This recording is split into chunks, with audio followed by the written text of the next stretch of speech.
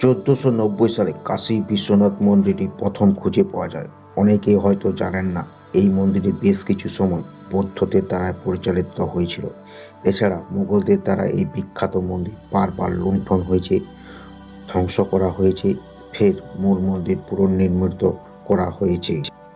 মোগল সম্রাট আকবর মূল মন্দির নির্মাণের অনুমতি দিয়েছিলেন, কিন্তু পরবর্তীকালে ঔরঙ্গজেব মন্দিরটি ধ্বংস করেন। ষষ্ঠ মোগল সম্রাট ঔরঙ্গজেব ভারত মহাদেশের উপর প্রায় 49 বছর ধরে শাসন চালিয়ে গিয়েছিলেন।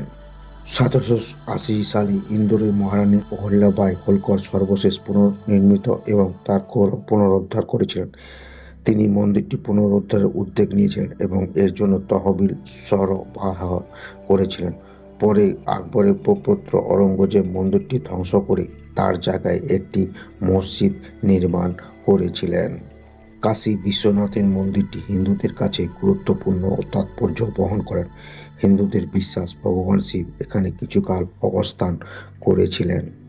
এই মন্দির হল গঙ্গার তীরে বিশ্বনাথ গলি নামে একটি গলিতে অবস্থিত। প্রধান মন্দিরের মধ্যে একটি 60 সেন্টিমিটার উঁচু ও 90 সেন্টিমিটার প্রতি শিবলিঙ্গ রূপে বেদির উপর অবস্থিত। 1835 সালে পাঞ্জাবের শিখ সম্রাট রঞ্জিত সিং মন্দিরের চূড়ায় 1000 কিলোগ্রাম সোনা দিয়ে মুড়ে দেন। কাশী বিশ্বনাথ মন্দির 3টি গম্বুজ সোনায় মোড়া। প্রচলিত ধারণা, এই সোনার ছাদটা দেখে যে কোনো ইচ্ছা পূরণ হয়। 1669 সালে ঔরঙ্গজেব পুনরায় মন্দিরটি ধ্বংস করে জ্ঞানব্যাপী মসজিদ তৈরি করান।